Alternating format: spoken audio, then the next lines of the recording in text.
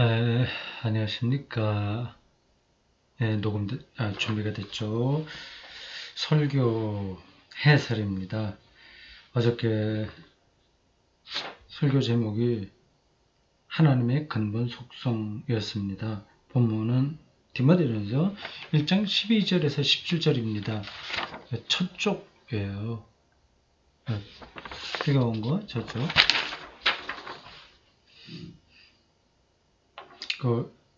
보통 이런 거 5장 들고 설교를 한다고 그랬습니다. 여기서 오늘 하나, 둘, 셋, 넷, 한 4항목 정도만 보충하겠습니다. 디모데전서 1장 12절에서 17절, 이게 디모데전서를 바울이 디모데에게 준 편지로 알려져 있습니다. 모든 신약 성경이 그렇지만 그렇게 돼 있다고 하더라도 그게 뭐죠? 디모데전서 그렇게 돼 있다고 하더라도 그게 실제로 바울이 기록했다고 보기는 힘들어요. 바울의 신학이 들어갔죠, 물론. 여기 디모데전서 1장 1절에 그렇게 나와 있습니다. 인사 대목이에요. 우리 구주 하나님과 우리의 소망이신 그리스도 예수의 명령을 따라 그리스도 예수의 사도된 바울은, 그리고 2절, 믿음 안에서 참 아들 된 디모데에게 편지하노니, 이렇게 되어 있습니다. 이거만 보면 바울이 당연히 디모데에게 준 편지로 생각할 수 있는데, 결론적으로 먼저 말씀을 드린다면 나중에 어떤 사람이 바울이 이름을 빌려서 이렇게 썼다고 보는 게 맞습니다. 왜 그러냐 하는 거는 여러 가지 근거가 있어요. 이 시간에 그걸 다시 얘기하지 않겠습니다. 신약 개론 나올 만한 이야기입니다. 보통 이 디모데전서와 후서 그리고 디도서 이거를 목회서신이라고 합니다. 좀 후대에 기록된 거예요. 디모데전서 후서 디도서에 나온 내용들을 보면 바울이 살아있을 때가 아닌 다른 상황을 배경으로 합니다. 그걸 보면 이건 바울의 이름으로 기록되지만 직접 바울이 쓴 건 아니다 할 수 있죠. 그러나 바울의 전통 신학적인 경향 그런 거는 분명히 있죠. 자, 디모데전서 1장 12절에서 17절입니다. 설교 시작하면서 이 구절에서 충격적인 경험을 했다 이렇게 말씀을 드렸습니다. 그 충격적인 경험이 축적돼야 우리의 신앙이 깊어진다고 말씀드렸어요. 그 충격을 받았다는 말을 다른 말로 바꾸면 뭘까요? 감을 잡으시는 분들이 있을 겁니다. 큰 칼바르트의 복음주의 신학 입문 거기도 나온 겁니다. 신학의 실존인가? 신학자의 실존인가? 그 항목에 나온 것 같은데 성경을 통해서 그 충격적인 경험이었다. 그거를 신학적인 용어로 바꾸면 물론 충격이라고 하는 것도 신학적인 거라고 말할 수 있는데 조금 더 익숙한 단어로 바꾸면 놀라움입니다. 놀라움. 복음서에 보면 예수의 일에 대해서 당시 사람들이 많이 놀랐다고 하죠. 그 놀라움이 하나님 경험인 겁니다. 이 하나님 경험이 놀라움으로 나타나는 거죠. 어떤 두려움하고도 비슷하긴 한 건데, 자기 몰랐던 세계를 이렇게 알게 되면 놀라는 거잖아요. 이건 물리학자나 생물학자들의 경험도 마찬가지입니다. 저기 뭐가 있을 거다 생각해서 실험을 했는데 드디어 그게 그대로 나타난다면 얼마나 놀랍겠습니까? 네, 놀라움이에요. 충격을 받는다 생각했습니다. 근데 그러한 저의 그 경험이 이 설교 듣는 분들에게 얼마나 잘 전달이 됐는지 모르겠습니다. 그러한 충격과 놀라움은 설교자와 일반 신자들에게 다 필요한 거고, 그래서 죽을 때까지 계속돼야 됩니다. 그 마지막 순간까지 내가 모른다. 하나님을 다 알지 못한다. 알고 싶다는 그런 갈망, 그런 거로 죽어야 되죠. 마지막 순간까지. 그러니까 구도정진의 태도가 꼭 필요합니다. 그게 그런 놀라움, 그런 경험들, 그런 것들이 있으면 그게 이제 신학과 신앙의 즐거움입니다. 그런 게 쉽지는 않습니다. 간증을 하고 그렇게 감동적으로 말을 하긴 하지만 그런 게 너무 상투적일 때가 많잖아요. 그냥 들어서 아는 걸 똑같이 반복하는 겁니다. 하여튼 그 부분을 좀 생각을 해보시기 바랍니다. 그런 것들은 신학자들에게만 있지 세상 먹고 살기 바쁜 사람들에게는 그건 참 요원한 일이다 생각을 하실 수 있겠어요. 그게 이제 현실이기도 한데 그걸 어떻게 극복하냐 하는 것도 저도 딱히 그 대답을 여러분들에게 드릴 수는 없습니다. 그것마저도 은총이 아닐까 하는 생각이 들어요. 근데 그게 억지로 그렇게 해야지.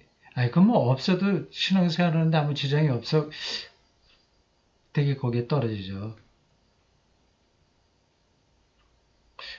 이제 다른 경험하고도 비슷하다 설교 앞부분에서 얘기를 했습니다. 바흐라든지 모차르트 그런 곡, 거기서 이제 놀라움을 경험하거든요. 알게 되면 다른 소설이나 시도 그렇고요. 그런 것들을 우리는 많이 놓치고 삽니다. 근데 그런 건 아주 전문적인 지식이 필요하다고 하는 것 때문에 가까이 가지 못하는데, 그렇죠. 우리가 모든 것들을 다 그렇게 깊이 있게 놀라움을 경험하면서 살아갈 수는 없습니다. 근데 그런 게 그런 영역이 많으면 좋아요. 어느 순간에 차나 커피, 그 맛을 놀랍게 경험하는 경우가 있습니다. 근데 그건 일상에서 우리가 많이 접하는 거지 않습니까? 근데 그런 부분만이라도 준비가 된다면 그 사람은 어떤 신비로운 세계 속으로 한 발 한 발 더 깊이 들어가는 거죠. 근데 그래 일상에서 벌어지는 것도 다 깊이가 있다. 감춰져 있는 세계가 있다. 그 안으로 들어가면 놀라운 경험을 한다 그 얘기입니다. 일상에서 벌어지는 일들도 그러니 이 성경이야 오죽하겠습니까? 성경에 거의 상투성에 떨어져서 그 좀 아쉬워요. 근데 그게 성서 텍스트의 새로운 세계를 맛본다고 하는 것을 기독교인들이 잘 느끼지 못합니다. 그냥 성경 많이 읽고 자기 은혜 받았다고 얘기를 하는데, 근데 그게 조금 실질적인 것은 못 돼요.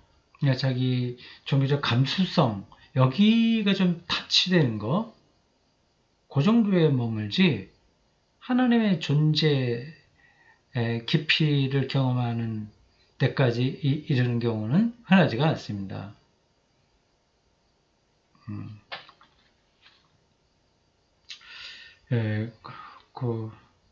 그렇다고 하는 거예요. 근데 그 문제를 제가 오늘 많이 하려고 했던 건 아닌데 말이 나오다 보니까 그러네요. 이게 말의 흐름이라고 하는 게 있어서 그 시작해서 나 그냥 한 번만 하고 말만 하고 지나가려고 그랬더니 자꾸만 생각이 나서 충격, 놀라움 그게 뭐냐 하는 거를 말하다 보니까 거의 10분 가까이 하게 됐네요. 주인의 괴수다는 그런 말을 이제 설명했습니다. 설교 앞부분에 했어요. 근데 참 재밌네요. 지금 다시 설교 해설이라고 들어가 보니까, 말하다 보니까, 거의 잘 연결이 됩니다. 설교 중에도 그러한, 거를 이야기를 했겠고, 전체적으로 그게 암시가 되었을 겁니다. 내가 죄인의 괴수다라고 하는 것부터 시작해서, 결국 하나님이 찬송하는 거 아니겠습니까? 야, 이게 참, 이 바울이, 하여튼 바울이라고 합시다. 쓴 사람. 바울이나 이제 바울의 제자나 아니면 바울 신학의 전통에 서 있는 어떤 사람이겠죠. 그 사람이 알고 글을 썼는지 아닌지 모르지만 이게 이렇게 연결이 되네요. 괴수라고 하는 죄인의 괴수라고 하는 그 차원에 들어가니까 저절로 이제 찬송이 나오는 거예요. 이 하나님 경험에 굉장히 중요한 요소입니다. 이 죄인의 괴수, 우두머리라고 하는 거죠. 근데 그게 그냥 수사적으로 그렇게 하는 얘기가 아닙니다. 보통 그러잖아요. 아, 나는 죄인이야, 죄인이야. 진짜 기독교인들도 많이 그렇게 해요. 말은 그렇게 합니다. 근데 그 말이 진정성이 있기도 해요. 사람에 따라서. 근데 정말 그게 뭐냐 하는 것은 딱 뚫어보지 못하고 막연하게 나도 거짓말하고 뭐 한다. 교만하다. 이제 그런 정도로 아는 거죠. 뭐 그렇게만 알아도 괜찮은 겁니다. 자기가 죄인이라고 하는 사실을 늘 이제 예배 드릴 때나 뭐 기도할 때나 입에 달고 사는데 속으로는 나는 의인이야. 이게 더 강합니다. 믿음으로 의로워졌다고 하는 게 더 강해요.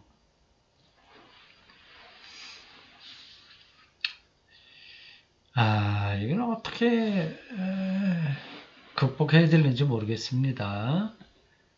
죄인이라고 하는 사실과 의인이라고 하는 사실이 변증법적으로 긴장관계에 있다고 하는 거를 붙들어야 됩니다.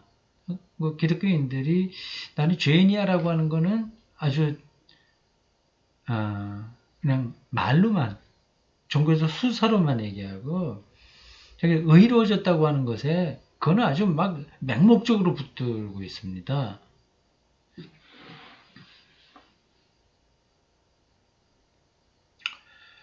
마틴 루터가 그런 얘기를 했죠. 기독교인은 죄인이며 의인이고 의인이며 죄인이다. 그 유명한 라틴어 경구가 있는데 제가 지금 외워서 말할 자신이 없습니다. 의인이며 내가 믿음으로 의롭다고 인정받았다는 사실을 아는 사람은 자기가 죄인이라고 하는 것을 붙들고 있는 거예요. 실제적으로 죄인입니다. 의로 인정받아도 죄로부터 벗어나지 못합니다.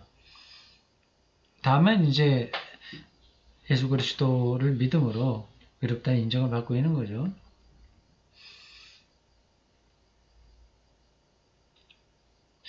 괴수라고 하는 이 사실을 하나의 종교적 수사로가 아니라 어떻게 실질적으로 그걸 이해하느냐 이게 중요한 겁니다. 이거예요. 보자. 그 다음에도 연결되는 항목인데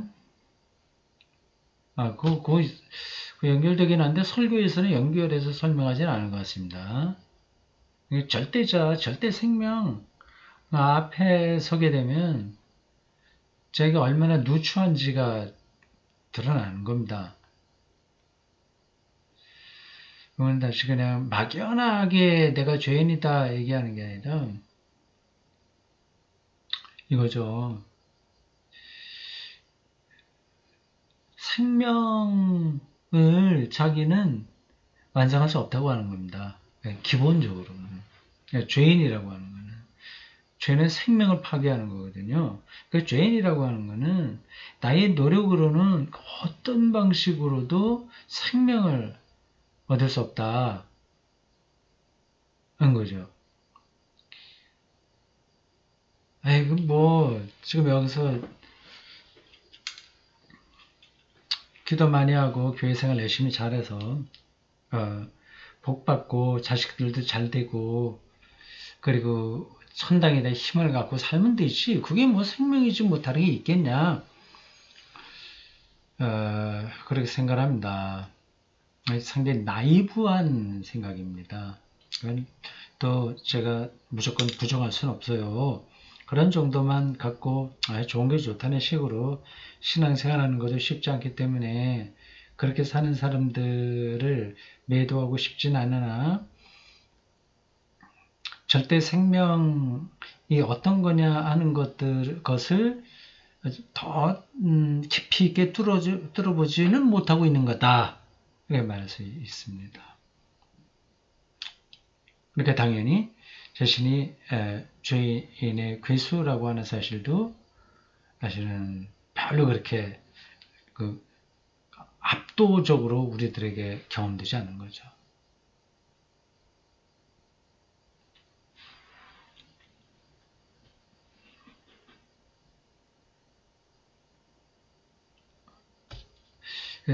생명을 완성하는 것을 우리들은 보통 어떤 업적을 남기는 거로만 생각합니다. 그걸 통해서 생명을 완성한다고 생각합니다. 생명 완성이라고 하는 것도 조금 어떻게 보면 관념적으로 들리죠. 그건 여기서 또 설명하지 않겠습니다. 막연하게 내가 죽어서 천당 간다 그런 차원이 아니라는 건 여러분들 아실 거고요.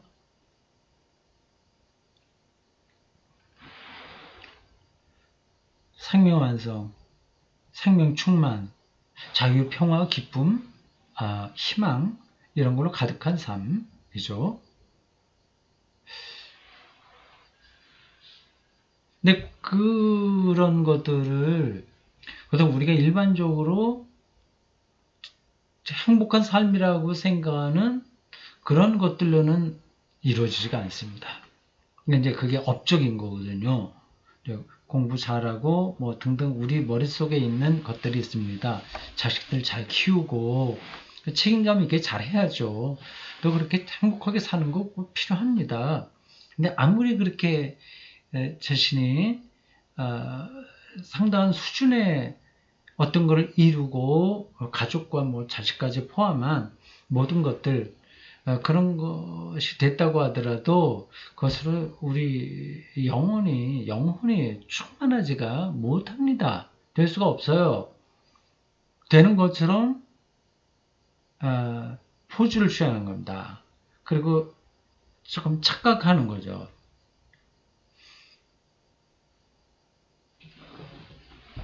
한편으로 이런 생각도 들어요. 아무 그런 거 좀 착각 좀 하면 어떠냐.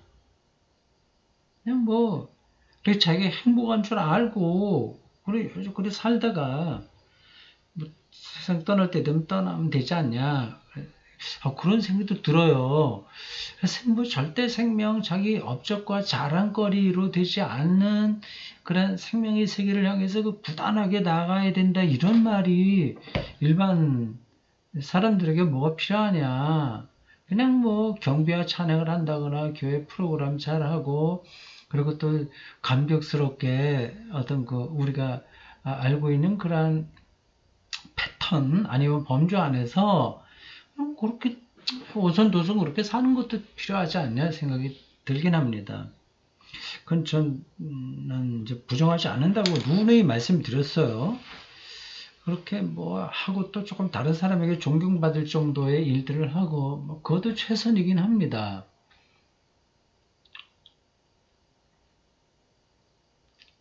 그래서 그렇게 좀 착각을 하면 어떠냐 이렇게 조금 더 직접적으로 말씀드리면 순복음교회 서울에 그게 뭐 조영계 목사님이나 이런 분들은 많이 신이잖아요. 그 신자들에게는.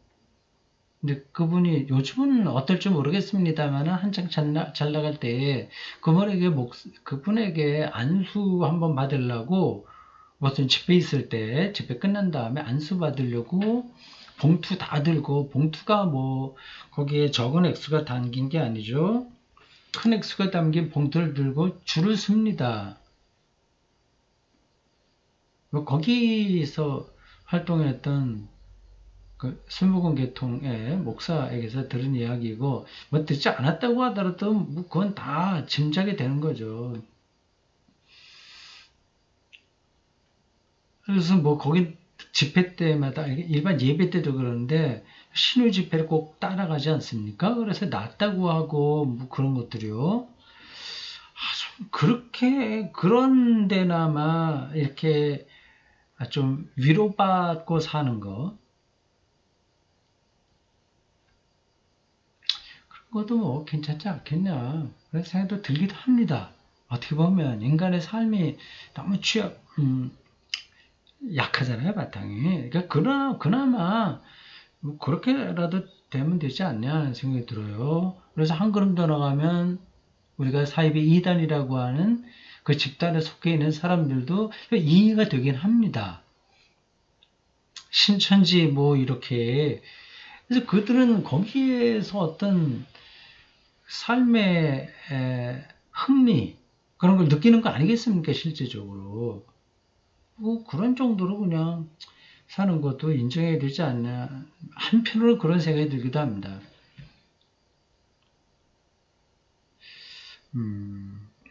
근데 굳이 이제 그런 방식이 아니라 구도정진으로 그 절대 생명의 세계에 점점 더 깊이 들어가야 되고, 자기에게 있는 허위의식을 내려놓고 옳고 그름을 판단하면서 하나님을 좀 바르게 경험하고 생명 충만하게, 아주 실질적인 의미에서 생명 충만하게 살아야 된다고 말을 해봐야 대다수의 많은 사람들에게는 별로 이제 공명이 되지 않을 텐데요. 그럼 괜히 그분들을 불편하게만 하는 거잖아요. 본인들이 잘 안 되는데 그걸 하라고 그러니까. 그 설교하면서 테니스 얘기 잠깐 했는데, 제가 나달이 지난번 US 오픈 테니스 대회에서 우승을 했습니다. 지금은 나이가 들었는데도 잘 나가요. 저는 뭐 페더러 팬입니다만 하여튼 나달이 잘합니다. 우승을 했습니다. 그러니까 저에게 그런 정도 해야지 테니스를 아는 거야 그렇게 말을 하면 참 피곤한 거죠. 저에게는 안 되는 거지 않습니까? 저는 동네에 가서 동호회원들하고 뭐 하는 정도로 만족한단 말이에요. 그러니까 신앙의 수준도 사실은 그런 차이가 있습니다. 그러니까 안 되는 분들에게는 그냥 그 정도 수준에서 기독교 틀 안에서 살게 하면 충분하다 그런 생각을 늘 합니다. 다만 이제 이런 거죠. 동네 동호회 테니스 치는 거 이게 절대적인 것처럼 그 동호회 코치가 얘기를 한다면 그건 이제 사기를 치는 거죠.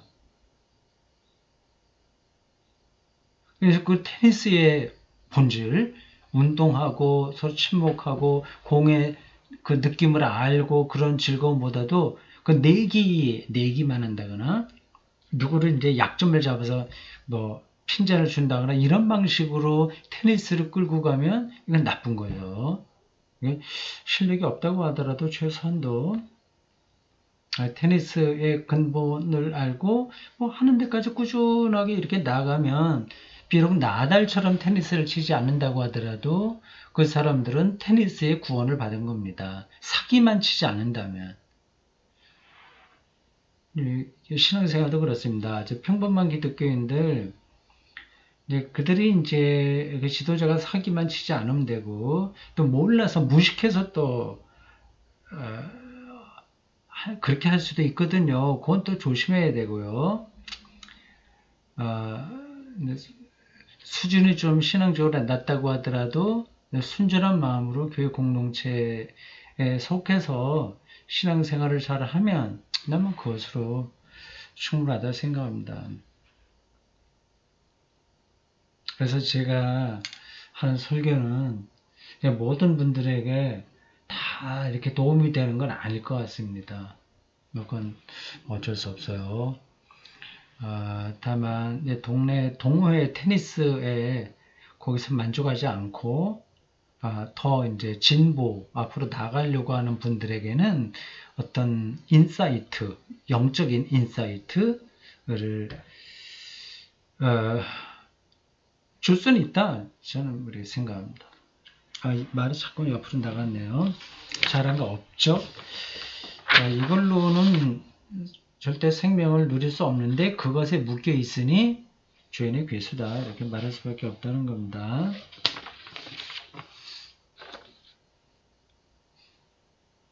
설교 중에 가장 낮은 자리에서만 가장 높은 존재를 경험할 수 있다, 그런 얘기를 했습니다.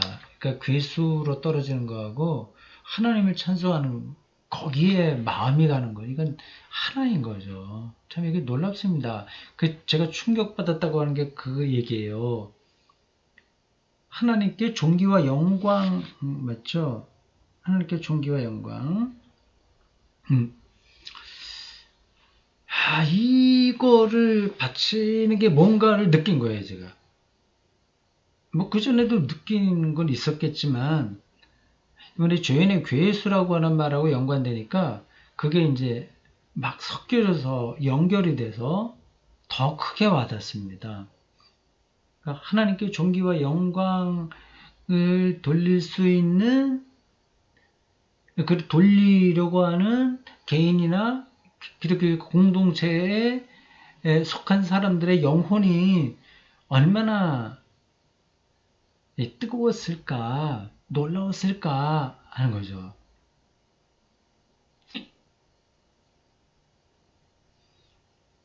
그러니까 나달 테니스 선수 그 1등 할 때 그 테니스의 그 경지, 그거를 지금 보고 있는 동호회원들의 마음과 비슷한 겁니다. 이건 못 따라가는 거거든요. 대단한 거거든요. 죽었다 깨도 안 되는 거거든요. 그 마음속에 거룩한 감정이 나타나는 거죠. 그거를 제가 설교하면서 정말 잘 짚은 것 같아요. 이 본문으로 설교하는 목사님들이 이렇게 설명을 했을지 저는 모르겠습니다. 그건 쉽지 않았을 거예요. 그렇게 한 분이 있다고 한다면 제가 한번 또 그분의 다른 설교 들어보고 싶습니다. 가진 낮은 단계의 밑으로 들어가야만, 떨어져야만 높은 것을 경험할 수 있다는 요 관계 말입니다. 이 비슷한 거는 사실은 많이들 말을 할 수 있어요. 또 많이 언급되기도 했을 겁니다. 그거를 아주 실질적으로 이해하느냐 아니냐 하는 건 조금 차이가 있죠.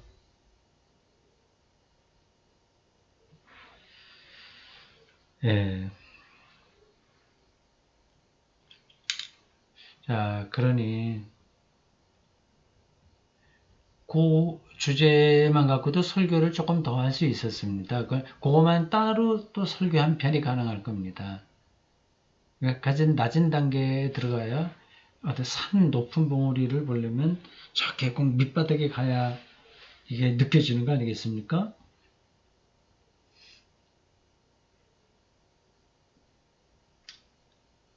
이걸 이제 더 밀고 나가게 되면 가장 밑바닥이 뭐죠? 가장 밑바닥이 죽음이죠. 그 자리에서 보면 모든 살아있는 것들은 존귀와 영광이 되는 겁니다. 이게 단순히 말장난이 아니라는 것은 알만한 분들은 다 아실 겁니다.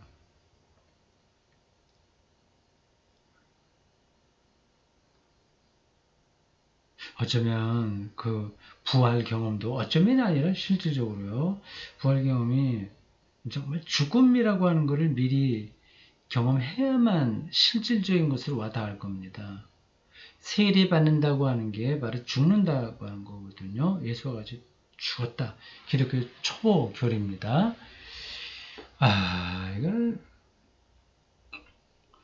그냥 하나의 도구마로서가 아니라 아주 실질적으로 이해를 한다면, 그리고 자기가 받아들인다면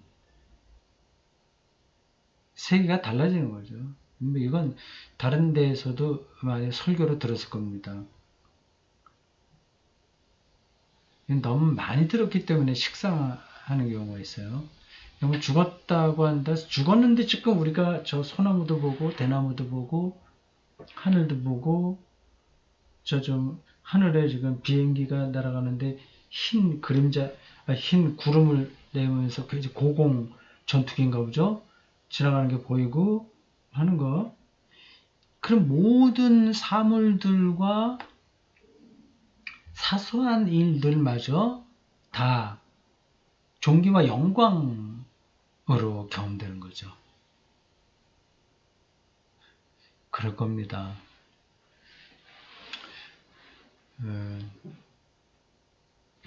네. 됐고, 이제 거의 다 됐습니다. 마지막, 존귀와 영광 그 얘기 한마디만 좀 더 하겠습니다. 이게 제가 설교 처음 준비할 때는 뭐 그 말이 많이 들어오진 않았어요. 그냥 영원한 거, 썩지 않은 거, 보이지 않는 것, 홀로 하나라고 하는 그 네 가지 속성만 설명하는 걸로 머릿속에 넣고 설교 준비를 했는데 하다 보니까 존귀와 영광을 하나님께 바친다고 하는 사실이 더 강하게 들어왔습니다. 존귀와 영광. 이게 뭐냐. 네. 경배와 찬양, 그 노래 부를 때 늘 하나님께 경배와 찬양 뭐 어떻게 합시다 뭐 얘기하지 않습니까? 야, 하나님, 이제 그게 그 말 속에 어떤 세계가 들어있는 거예요. 하나님께 존귀와 영광 최고의 가치를 보내는 거 아니겠습니까? 근데 그렇게 하려면 하나님의 속성 안에서 살아야 되잖아요. 그걸 자기 삶의 현실로 내용으로 삼아야 되지 않습니까? 영원한 것, 썩지 않는 것, 보이지 않는 것, 홀로 하나인 것, 이런 것들을 본다면 자기의 삶이 하나님께 존귀의 영광을 돌리는 게 되는 거죠. 그리고 자기의 존귀와 영광 속에 자기가 들어가는 겁니다. 예. 아이고, 그래도 그런 것도 여전히 좀 관념적으로 들린다. 그 지금 뭐 여러 가지 복잡한 이런 일들 속에서 하루하루 살기 힘든데 서로 경쟁하고 어떻게 그 하나님의 속성이다 존귀와 영광 하겠냐. 뭐 그건 여러분들이 풀어야 될 숙제입니다. 하지만 간단한 어떤 팁만 드린다면 이렇습니다. 이 세계를 너무 단순하게 보시지 말아야 돼요. 우리 고정관념으로 세계를 딱 보고 그 안에서 뭔가를 해보려고 합니다. 지금 물리학에서도 장 이론이 있지 않습니까? 필드라고 하는 거. 어떤 물질이 하나하나 있는 것, 거기서 어떤 일들이 벌어지는 게 아니라 필드가 더 근원적이라고 말을 하고 있습니다. 그러니까 그 필드, 판넨베르크에 의하면 그 필드가 바로 하나님의 존재 방식이다 얘기를 하네요. 그 말을 듣고 좀 어떤 느낌이 들었습니다. 어떤 방식으로 어떻게 설명해야 되냐 하는 걸 좀 도움이 됐어요. 여기까지 할까요? 네, 마치겠습니다.